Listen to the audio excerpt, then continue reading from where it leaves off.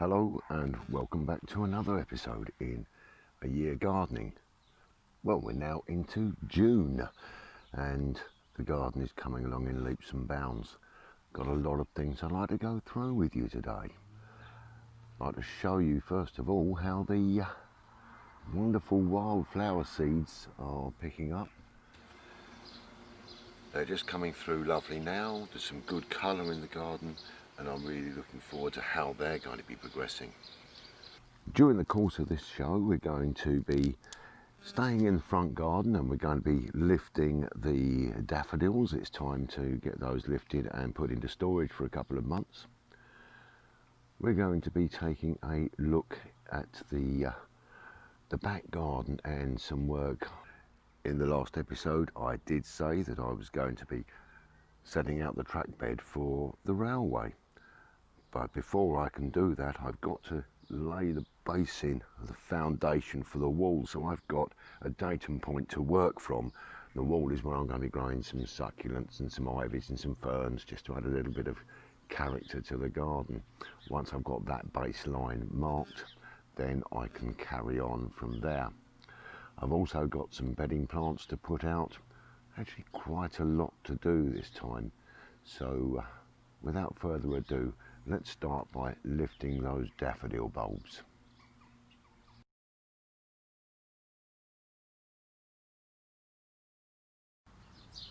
Well, now the daffodils have all died back, so it is time to lift them.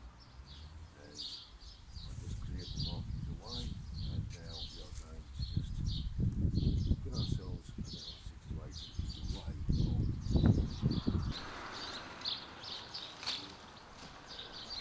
Now we'll just have a look inside here. Bulbs. That's completely died off.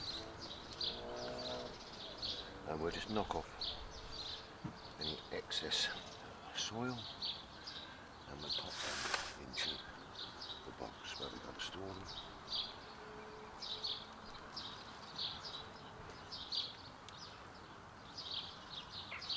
We definitely don't want any soft bulbs, so we check them as we go through. These are quite nice and firm.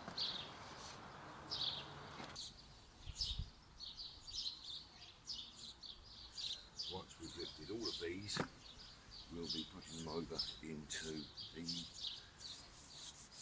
bed with the shrubs. We'll probably put them in about August time.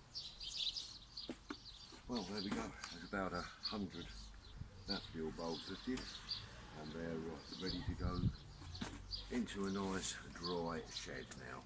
So pop those down there. All I've got to do now is just finish the weeding along this bed and then I can do some planting out.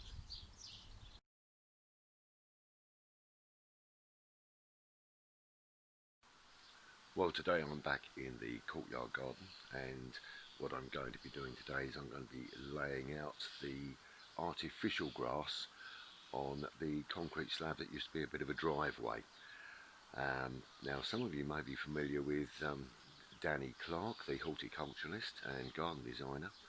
Now Danny had a TV show called The Instant Gardener and I've taken some of the inspiration for this courtyard garden from that particular show. Another little link with Danny Clark is that he trains just down the road from here at Hadlow College, so there's a nice little link for us. So I'm just going to start tidying the area now, ready to receive the grass. Well, now I've laid this grass into position, and because the garden is not square, and obviously the piece of artificial grass is, it's a little bit difficult for scriding it in square. So I've run this up just short here and I've now got to reposition the edge of this border. So I'm going to get my drill a few more holes into the concrete here just to allow some drainage, then going to resite the edging so that it is nice and flush with the edge of the artificial grass, and then refill this with compost and maybe put a little bit of bedding in front of the courgettes and bits and pieces here. So I'm going to get on with that bit now. Well, one great advantage with using artificial grass is that you only have to cut it once and that's to fit it in. So the border's been extended, got the compost in here, we're trimmed and we're loose laid. Now the reason I'm loose laid is it's a little bit damp underneath at the moment, and the adhesive requires it to be dry. So we'll hope for a couple of nice dry days and then we can get this glued down, and then where the wood is at the far end we'll actually pin that in place there. All in all, I think it's going to be a vast improvement to this little area of the garden. So our next little job is to go and have a look at the wall that is going to go across part of the garden, and to measure out the lines also for where we're going to be putting some sleepers, and we're going to be levelling off the top end of the garden and terracing that out. So let's go and have a look at that now.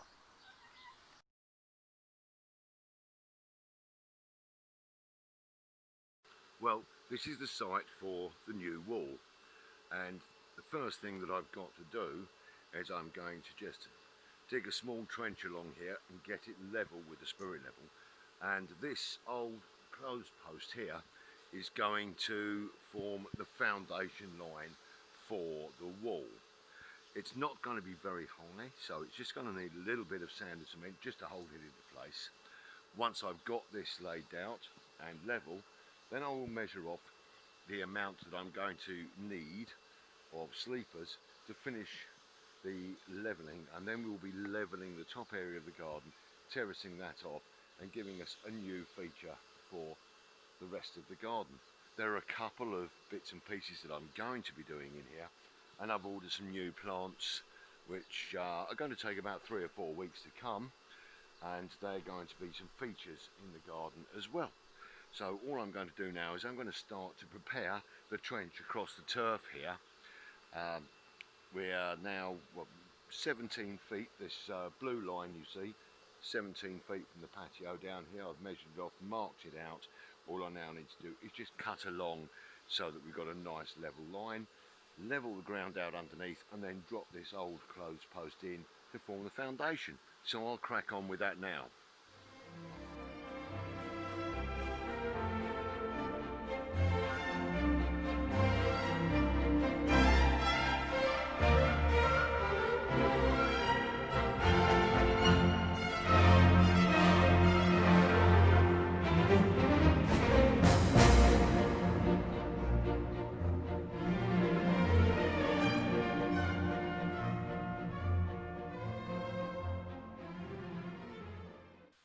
Well, that's the baseline set nice and level.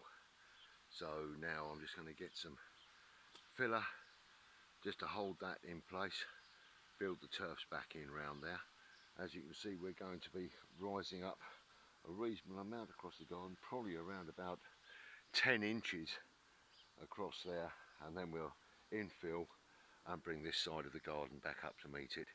But what this does mean is that now I have got the marks ready to start putting the railway in, and so I'll start taking some measurements, work out the track sizes, work out the radiuses, and then I can start putting the railway in here as a little bit of a novelty. Obviously we're going to start at this point here. This is going to be the highest point of the railway, but it is going to be very, very close to the ground, run along the back fence and then around this border here. And that will leave me plenty of room to add my new feature, which is going to go about here, but that is something I'll tell you about another time.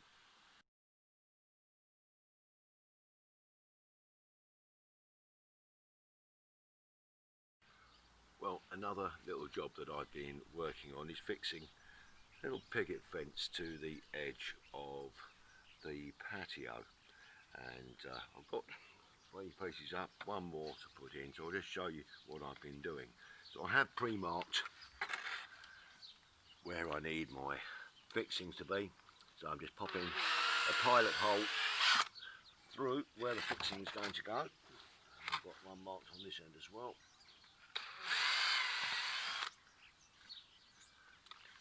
Then I will take an old dead drill, which is no use for anything apart from just putting a mark onto the brickwork where I need to put the masonry drill through. So we'll just get that lined up nicely here, that's fine. Make a mark into that one.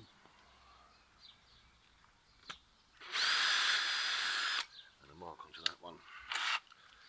Now we'll take the masonry drill, make the hole ready to receive the wall plugs. So that's one to go in here, we'll just put that onto hammer.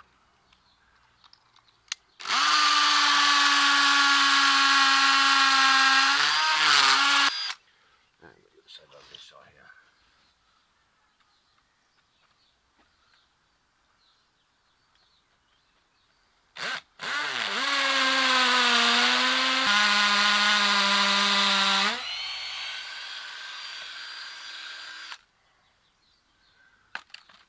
And all I need to do is go and get a couple of wall plugs. Well, that's the wall plugs installed in the wall, and right on cue it started raining. I've taken my screwdriver bit, popped into the drill, and we're just going to place this up into position. Make sure we're nice and square at the join here.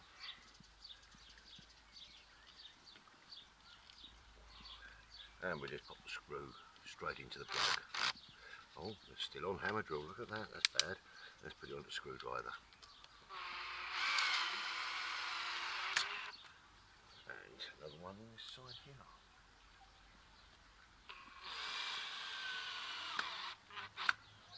That's now fitted. I've got a small metal plate which I'm going to be putting on the joint, top and bottom, just to make sure it's got that little bit extra strength. And I'm going to do the same over the other side, and we'll have a look how that looks in a minute. Well, that's the first two pieces fixed nicely in place, and the metal plate is on the back, just joining them together. Now, I will probably just let these overwinter for 1 year, then take them down, give them a coat of treatment, and then put them back up. You'll also notice the bottom here, where it's meant to be going into the ground. It will be going into the ground because once we've got the ground levelled out here, it's going to come up to approximately between these two mortar lines here, and so that will be down under the new surface level of the ground. So all to play for. I think that's a nice little job. Well, this morning I've spent most of my time going around the garden and deadheading the flowers and removing the crane's bills from the geraniums, etc. And it's been a very, very productive and very rewarding time. There's something very therapeutic about deadheading your plants. I thought I'd give you this picture in view because these are the blue irises that I planted way back in January. And they are just about having their day now, and so I thought I'd share the beauty of these flowers with you just while I can, because they will only be out for another week or so, and then they will be back into the ground. You can also just see in the back of the picture this blue line going across, and I've set that to height now. And I've now measured up the amount of sleepers I'm going to need. So I'm going to need 5 sleepers to put in here and make the step and level up this area of the garden. And believe it or not, the fall across the garden is 300 millimeters, which is roughly 1 foot. So there's going to be quite a lot of making up to do, but that's going to make this top end of the garden nice and level and more comfortable for my visitors. On with the next job.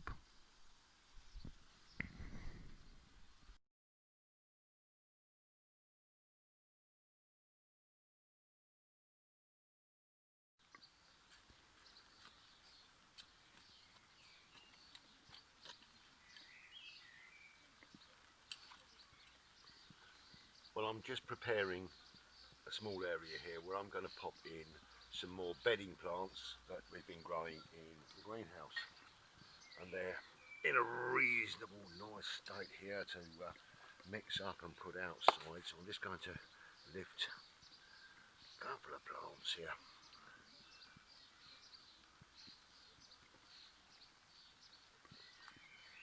and just pop them into the ground.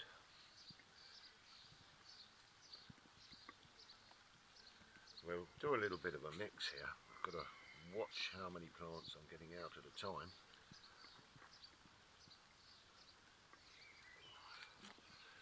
I don't really want them to be too close together, but we'll just have a couple of inches apart. And then once we've got these in, even though it's raining, I'm still going to water these in. So the ground's been so dry, unbelievably dry. And we just separate these by hand and carry on putting them in here. There's a nice big one there. Pop that into that. And this is quite a decent sized plant there. And we're just planting these around in drifts so that it will give us that added bit of summer colour. I'll pop that into there as well. And I'm going to put another couple of patches of these around this border just to bring it alive a little bit more. What I'm also going to do later today is I'm going to pop some more nasturtium seeds into some pots in order to get them growing for a little bit of later colour as well in the year.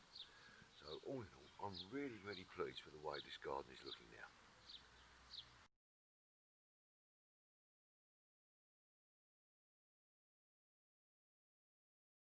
Well, that brings me to the end of the 17th instalment of A Year in My Garden, A Year Gardening. And I think you'll agree with me, we've gone through quite a lot of different things today. Got the artificial grass down in the courtyard garden, lifted the daffodils, and they're going to be ready to go out into the shrub border in late August. Got a few bedding plants in, got the fence fixed, got quite a lot of things done really, and I'm really looking forward to now getting that garden level where we put in the concrete and the wall is going, and levelling off that top area, so it's going to be much better for Julie when she comes out into the garden. She hasn't got to worry about the unevenness of the garden. It'll take a little bit of time and it's going to have to be done right. Now in the next instalment I'm going to show you the slab work in the courtyard garden. I've got the sand and the cement here now ready to get going out there, so I'm going to lift up the temporary slabs, lay down some weed suppressing membrane, show you how we've done the levelling as well, and get the sand and cement down and actually bed the slabs nicely into position so that we can make more use of that area. Well, we're now approaching mid-June, and normally I would be preparing the garden at this time of year for our annual summer party, which unfortunately this year we can't have. A gathering of 70, 80, 90 people in the garden just isn't something that is going to be allowed at the moment. And whilst we will miss not holding our annual party, it's for the good of everybody that we follow the guidelines. And so we'll probably have another one next year. We're going to make this our last one, but we'll have one next year instead. And that I'm sure we will enjoy. But it does mean it also gives me another 12 months to really finish off the touches that I want to get on this garden, and so many plans, and I will share those with you at a later date. Now I have been sitting here feasting myself on fresh strawberries and raspberries, and they're very predominant at the moment, and I can see the red currants are just changing colour on the tree over there, which is going to be absolutely fantastic. And the cabbages that I'm growing inside, well, they are armfuls each, and so I'm really pleased with the way they're growing. I'm going to be popping out into the front garden and doing some planting over the next sort of 7 to 10 days, and I'll share that with you as well. And we'll do a little bit of harvesting and also sowing some plants for next year. So some of the biennials, things like wallflowers and things. And also I'm going to be doing some greenwood cuttings. One of the great things about this time of year is we've got growth on some of our shrubs, and I'll show you how I make my own rooting compound, and I'm sure it'll be a very interesting little show next time round. Well, that just leaves me to say thank you very much for being with me again. As always, I thoroughly love your company, and hopefully either in the next episode or the one after we'll have some more of young Laura Louise. Her mum has sent me some videos of some fantastic veg she's been growing, so well done Laura Louise, and we will meet up soon, I'm very sure. But until that time, it just leaves me to say stay safe, stay well, and I'm going to leave you this week with a rather nice glass of Burgundy. To your good health, cheers, and I'll see you again soon.